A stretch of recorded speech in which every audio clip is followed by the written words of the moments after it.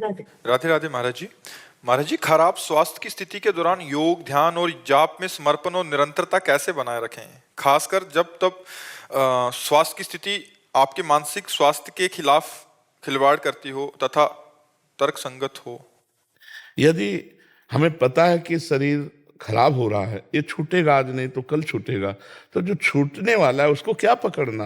राधा राधा राधा राधा राधा, जैसी परिस्थिति स्थिति है उसको सहते जाओ, नाम जपते जाओ, नाम में बल मिलेगा। चूंकि आपके पास नाम बल नहीं है ना, प्रभु का नाम बल नहीं है, इसीलिए आप परेशान हो रहे हो। इसीलिए भर्तरी जी ने लिखा है वैराग्य शतक में, यावत स्वस्थ मिदम कलेवरम यावत च दूरे जरा। जब तक बुढ़ापा दूर है या रोग दूर है तब तक अभ्यास कर लो भजन का, और नहीं फिर अभ्यास नहीं होने वाला। तो जहां पीड़ा होगी वहीं मन लगा रहेगा, प्रभु का भजन होगा नहीं। पर फिर भी जबान से राधा राधा रटो, क्योंकि शरीर जाएगा, आज नहीं जाएगा, कुछ वर्ष बाद जाएगा, पर जाएगा। इस लोक का नाम मृत्यु लोक है, यहाँ सब मरेंगे, आज नहीं तो कल, कल नहीं तो परसों, सबको मरना है। तो मरने की तैयारी कर लो। जो पहले से तैयार न थे पछता पछता कर चले गए, हम सब तुमको जाना है, जाने की तैयारी कर लो। क्या तैयारी है? राधा राधा राधा राधा। किसी को दुख मत पहुंचाओ, किसी को किसी भी प्रकार से परेशान मत करो, हृदय को प्रसन्न रखो, धर्म पूर्वक विषय सेवन करो और नाम जप करो, और जो कष्ट आवे उसे सह लो तो बढ़िया मंगल हो जाएगा। कष्ट तो सहना ही पड़ेगा, जब भगवान अवतार लिए तो कष्ट सहना पड़ा भगवान को। वनवास, सीता जी का हरण, महाराज दशरथ जी का पधार जाना, कितना बड़ा, पूरी अयोध्या व्याकुल रही 14 वर्ष भगवान से। तो यहाँ जब भगवान अवतरित हुए तब तो चैन संसार ने लेने नहीं दिया, तो हम लोग तो जीव हैं, कैसे चैन ले पाएंगे।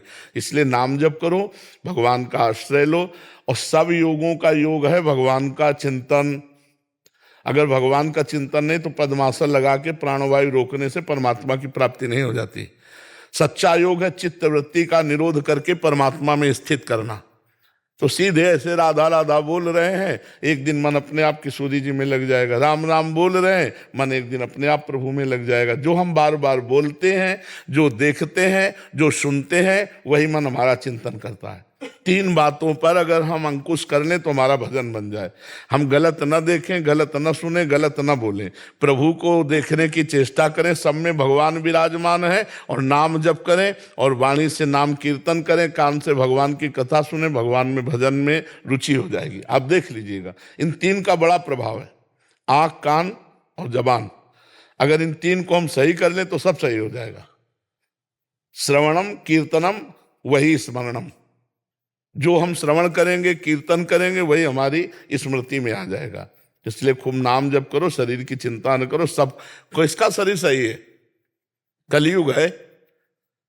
छोटे छोटे बच्चे गोद में चश्मा लगा हुआ है, 500 शुगर है, high blood pressure, low blood pressure है। मान लो 40-45 के बाद आंखों में आने लगता है, नजदीक की और दूरी की ये रोशनी में अंतर पड़ने, लेकिन छोटा बच्चा अभी गोद में है, उसको भी है। नौजवान लोग हैं, उनके high blood pressure, low blood pressure, sugar. तो यहाँ स्वस्थ कौन है? जो भगवान का चिंतन कर ले, वही खास बात है। नहीं तो कब कहाँ कैसे शरीर छूटे कुछ पता नहीं है। शरीर की ज्यादा चिंता ना करें, जो दुख आवे हमारे किए हुए पाप हैं, हम उनको भोग लेते हैं, खूब नाम जप करते हैं।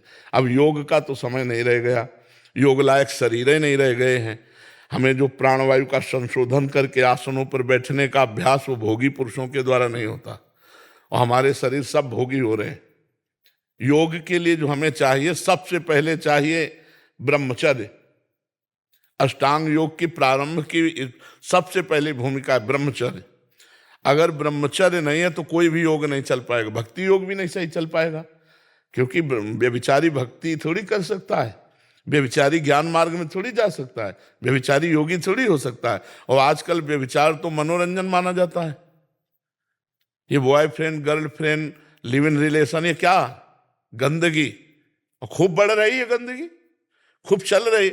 हमें लगता है कोई ऐसा बिरला होगा जो ब्याह के पहले ब्रह्मचारी रहे, चाहे लड़की हो चाहे लड़का हो, चाहे बच्चा हो चाहे बच्ची हो, कोई बिरला ऐसा चाहे किसी भी क्रिया से वो ब्रह्मचर्य का नाश करता है। आज ऐसी नवीन पीढ़ी में मलिनता फैलती चली जा रही है कि ये बिल्कुल लाखों में जो सत्संगी होगा वही, अन्यथा सब बच्चे बच्चियां परमार्थ से, अध्यात्म से जो दूर है वो गिरते। वो योग कैसे धारण करेंगे? योग के लिए सबसे पहला चाहिए ब्रह्मचर्य, जिससे हम कम से कम 2 घड़ी 48 मिनट बिना हिले डुले पद्मासन या सिद्धासन में शांत बैठ सके, फिर 3 घंटा तक अभ्यास ले जाए। तो पहले आसनों का अभ्यास हो, फिर लेकिन इन सबका फल क्या है? भगवान का चिंतन करना। वो आराम से कर सकते हो, कुर्सी में बैठ के कर सकते हो, खड़े होके कर सकते हो, चलते हुए, सेवा करते हुए, उठते बैठते चलते फिरते। यदि आप राधा राधा जप रहे हो, कृष्ण कृष्ण जप रहे हो, राम राम जप रहे हो, सबसे बड़ा योग हो रहा है।